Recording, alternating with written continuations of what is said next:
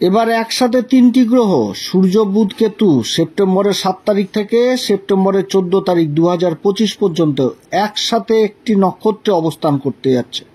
সেটা হচ্ছে পূর্বা ফাল্গুনী নক্ষত্র। পূর্বা ফাল্গুনী নক্ষত্রে বুধ, কেতু, সূর্য কর্মের ঘরে অবস্থান করবে বৃশ্চিক রাশির ক্ষেত্রে।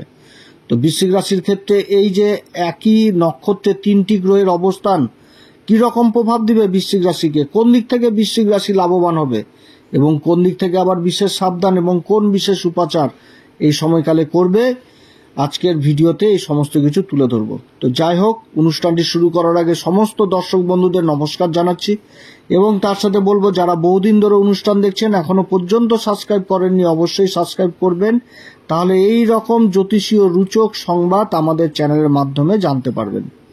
তবে আমি কোনো রকম ভাবে কোনো দর্শক বন্ধুকে বিভ্রান্ত করার চেষ্টা করছি না। এটা গ্রহদের গোচরের উপরই আলোচনা করা হচ্ছে, কারো কোনো রকম ব্যক্তিগত কুষ্টি ধরে আলোচনা নয় এবং এটা চন্দ্র রাশির উপরই বলা হচ্ছে। পূর্বা ফাল্গুনী নক্ষত্র সম্পর্কে বিগত দিনে বহু কিছু আলোচনা করেছি। খুবই সৌভাগ্যশালী নক্ষত্র পূর্বা ফাল্গুনী নক্ষত্র। পূর্বা ফাল্গুনী নক্ষত্রে যে 4টি চরণ, এটা সিংহ রাশিতেই পড়ে এবং এই নক্ষত্রের অধিপতি হচ্ছে শুক্রদেব এবং তার সাথে এই নক্ষত্রের অধিপতি দেবতা হচ্ছে আবার ভাগ। ভাগ হচ্ছে এমন একটি দেবতা, সেই দেবতাকে বলা হয় সৌভাগ্যশালী দেবতা। অর্থাৎ সৌভাগ্যশালী দেবতার নক্ষত্রে 3টি গ্রহ অবস্থান করছে বৃশ্চিক রাশির কর্মের ঘরে। তো সূর্য হচ্ছে কি কর্মের ঘরের অধিপতি, স্বয়ং কর্মের ঘরে নিজের ঘরে অবস্থান করছে এবং শুক্রের নক্ষত্রে অবস্থান করছে। বৃশ্চিক রাশির ক্ষেত্রে বুধ হচ্ছে লাভের ঘরের অধিপতি, সেরকম অষ্টম ঘরের অধিপতি কর্মের ঘরে অবস্থান করছে, তাও আবার শুক্রের ঘরে, শুক্রের নক্ষত্র অবস্থান। কেতু ছায়া গ্রহ অবস্থান করছে শুক্রের নক্ষত্র পূর্বা ফাল্গুনী নক্ষত্র। ফাল্গুনী নক্ষত্রকে বলা হয় আমাদের জ্যোতিষশাস্ত্রে বিজয়ের পরবর্তী উল্লাস। বিজয়ের পরবর্তী উল্লাস বলা হয় এই পূর্বা ফাল্গুনী নক্ষত্রকে, কারণ আগেকার দিনের রাজারা যখন নিজেদের লক্ষ্যে পৌঁছে যেত তারপরে যে একটা আনন্দ ফুর্তি উল্লাস, বা যখন কোনো রাজ্য জয় করত তারপরের যে একটা আনন্দ ফুর্তি উল্লাস যে জিনিসটা করা হতো সেটা একটা নির্দিষ্ট সময় দেখে করা হতো। সেই সময় প্রকৃতি রং বেরঙে সেজে উঠত। তো এই যে একটা জয়ের পরবর্তী উল্লাস, এটা কিন্তু পূর্বা ফাল্গুনী নক্ষত্র থেকে বোঝানো হয়। এবং পূর্বা ফাল্গুনী নক্ষত্র সম্পর্কে এটাও বলা হয়েছে যে সূর্য যখন উদয় হয়, সূর্য উদয় হওয়ার আগে যে লালিমা জিনিসটা আকাশে থাকে সেটাকেও পূর্বা ফাল্গুনী নক্ষত্রের সাথে তুলনা করা হয়। এই নক্ষত্র হচ্ছে আকর্ষণের পাত্র। একটা রাজার যে রূপ, রাজার যে একটা আকর্ষণ ক্ষমতা, যে একটা প্রভাবশালী আকর্ষণ, চুম্বকের মতন আকর্ষণ, যে নিজের ভিড়কে নিজের দিকে আকর্ষিত করা, এটা কিন্তু এই নক্ষত্র থেকে বুঝায়। আর সূর্য হচ্ছে রাজার ঘরেই এই নক্ষত্র, আর রাজা এই সময় এই নক্ষত্রে অবস্থান করছে নিজের ঘরে, তার সাথে বুধ অবস্থান করছে এবং কেতু অবস্থান করছে। সেটাও কি কর্মের ঘর বৃশ্চিক রাশির, অর্থাৎ কর্মক্ষেত্রে বিশেষ উন্নতির যোগ থাকছে এই সময়কালে এই বৃশ্চিক রাশির। খুবই একটা ভালো নক্ষত্র। ক্ষেত্রে কর্মক্ষেত্রে নিজের প্রতিভা, নিজের গুণ, এগুলো কিন্তু উঠে আসবে এই সময়কালে এই বৃশ্চিক রাশির।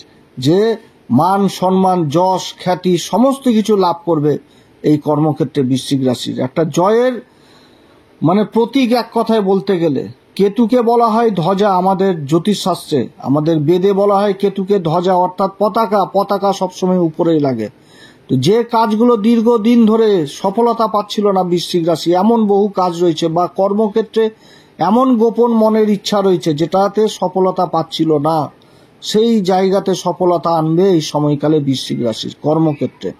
যারা বহুদিন ধরে কর্মের সন্ধান করছেন, কর্মলাভের চেষ্টা করছেন, তাদের কর্মলাভের প্রবল সম্ভাবনা থাকছে এই সময় বৃশ্চিক রাশির। কিংবা যাদের কর্মক্ষেত্রে প্রমোশন লেটার, তারপরে বেতন বৃদ্ধির যোগ, এইগুলোও কিন্তু থাকছে। তারপর হচ্ছে ইন্টারভিউ লেটার বা অ্যাপয়েন্টমেন্ট লেটার, যে কোনো ক্ষেত্রে বহুদিন ধরে বহু পরিশ্রম করা হয়েছে, অ্যাপয়েন্টমেন্ট লেটার পাওয়া যাচ্ছিল না, সেই জিনিসগুলো কিন্তু হবে। প্রমোশন লেটার, এই জিনিসগুলোও হবে। আর্থিক দিক বিশেষভাবে প্রভাবিত হবে, আর্থিক দিককে যথেষ্ট মজবুত হবে এই সময়কালে। এই কর্মের ঘরে এই 3টি নক্ষত্রের অবস্থান, এই সময়কালে না হওয়া কাজ নিজের মুখের কথার জোরে হবে এবং ভাগ্যের সঙ্গ যথেষ্ট পাবে। কারণ পূর্বা ফাল্গুনী নক্ষত্র শুক্রদেবের নক্ষত্র, এই সময়কালে শুক্রদেব ভাগ্যের ঘরে অবস্থান করছে। বিদেশ সংক্রান্ত কাজগুলো যথেষ্ট ভালো হবে এই সময়কালে। জীবনসাথী যে কর্মই করুক সেই কর্মে বিশেষভাবে উন্নতির যোগ রয়েছে। যারা ব্যবসা বাণিজ্য করছেন তাদের আমদানিতে বৃদ্ধির যোগ রয়েছে, যথেষ্ট আমদানি হবে। যারা সরকারি কাজের সাথে যুক্ত রয়েছেন, যারা ব্যাংকিং সেক্টরে যুক্ত রয়েছেন, ফাইন্যান্স ডিপার্টমেন্টে যুক্ত রয়েছেন, সেই সমস্ত কাজগুলোতে যথেষ্ট উন্নতির যোগ রয়েছে। যারা সরকারি বেসরকারি উচ্চ আধিকারিক পদে যোগ রয়েছেন তাদের প্রমোশন বৃদ্ধির যোগ রয়েছে এই সময়কালে।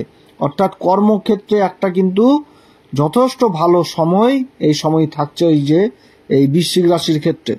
এবং এই সময়কালে বৃশ্চিক রাশির অধিপতি মঙ্গল কিন্তু লাভের ঘরে অবস্থান করছে এবং নিজের নক্ষত্র চিত্রা নক্ষত্রে অবস্থান করছে। অর্থাৎ এই সময়কালে যারা ইঞ্জিনিয়ারিং ক্ষেত্রে যুক্ত রয়েছেন, সিভিল ইঞ্জিনিয়ারিং কাজ করছেন, তাদের জন্য যথেষ্ট ভালো সময়। কারণ চিত্রা নক্ষত্র হচ্ছে বিশ্বকর্মার নক্ষত্র। বিশ্বকর্মা হচ্ছে এই নক্ষত্রের অধিপতি দেবতা এবং এই নক্ষত্র কিন্তু আবার ওই কন্যা রাশিতেই পড়ছে। আর কন্যা রাশির অধিপতি শুক্রের নক্ষত্র অবস্থান করছে। অর্থাৎ নিজের প্রতিভা, নিজের যে গুণ, সেটা কিন্তু নিজের কাজের মাধ্যমেই কিন্তু পরিচিতি বৃদ্ধি করাবে এই বৃশ্চিক রাশির ক্ষেত্রে। যারা কনস্ট্রাকশনের কাজের সাথে যুক্ত রয়েছেন, যে কোনো কনস্ট্রাকশন, সেটা বড় বড় বিল্ডিং হোক বা যে কোনো কাজ হোক, সেই সমস্ত কাজে বিশেষ উন্নতির যোগ থাকছে এই সময়কালে বৃশ্চিক রাশির। যারা কোনো সরকারি প্রজেক্টের আশা করছেন, কিংবা যারা কোনো টেন্ডারের জন্য চেষ্টা করছেন, বড় বড় টেন্ডার যেখানটাতে পাবার কথাই না, যে পাবই না আমি সেই কাজগুলোতে জয়ী লাভ হওয়ার সম্ভাবনা এই সময় থাকছে এই বৃশ্চিক রাশির। অর্থাৎ না হওয়া কাজ, সেই জিনিসটা কিন্তু ভাগ্যের জোরে হবে এই বৃশ্চিক রাশির ক্ষেত্রে। তো এইরকম যোগ খুব সচরাচর থাকে না, যে কর্মের ঘরের অধিপতি এবং লাভের ঘরের অধিপতি একই নক্ষত্রে, তার সাথে কেতু অবস্থান করবে। এই যোগগুলো খুব বিরল যোগ। এগুলো সময়ে অসময়ে তৈরি হয় সেটাও না, কিন্তু বহুদিন পর পর তৈরি হয় এই যোগগুলো।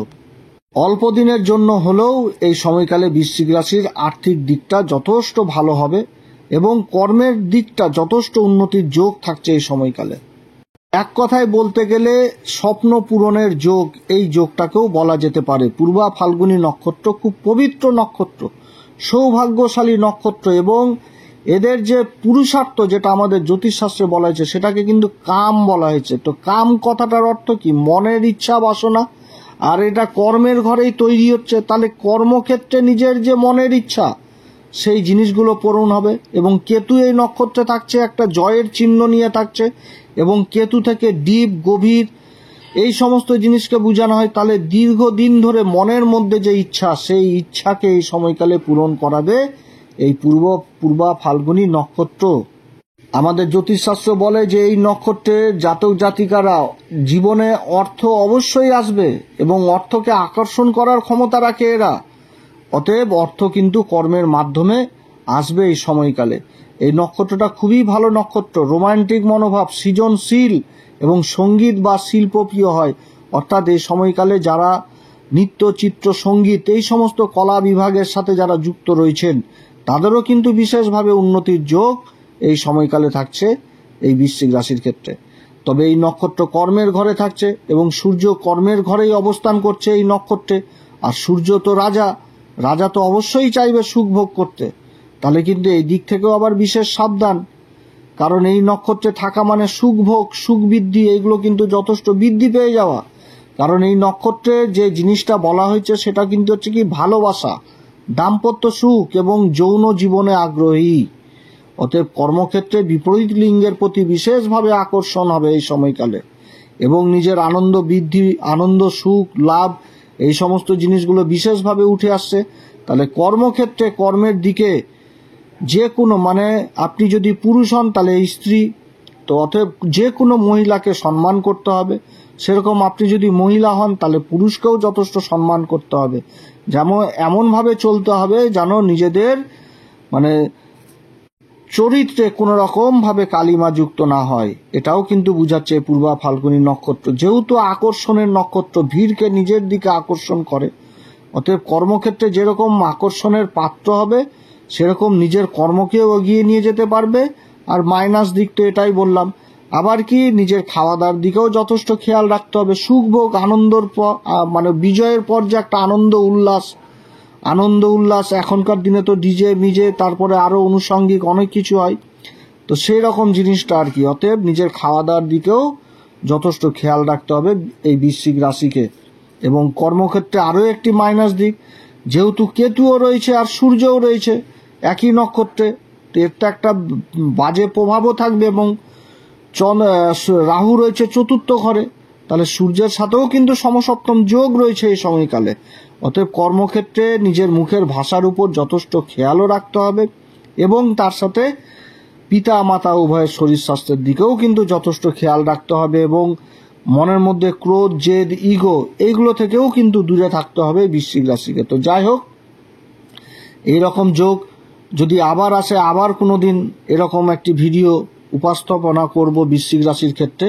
খুবই ভালো একটা অবস্থান, অল্প কয়েকদিনের জন্য হলেও এই নক্ষত্র পূর্বা ফাল্গুনী নক্ষত্রের যে অবস্থান, এটা কিন্তু ভালো অবস্থান হতে যাচ্ছে বৃশ্চিক রাশির ক্ষেত্রে।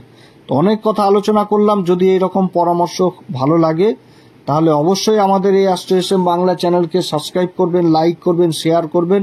এবং আগামী দিনে যদি এরকম আরও যোগ উঠে আসে তাহলে অবশ্যই আপনাদের সাথে শেয়ার করব। আপনারা সবাই ভালো থাকেন।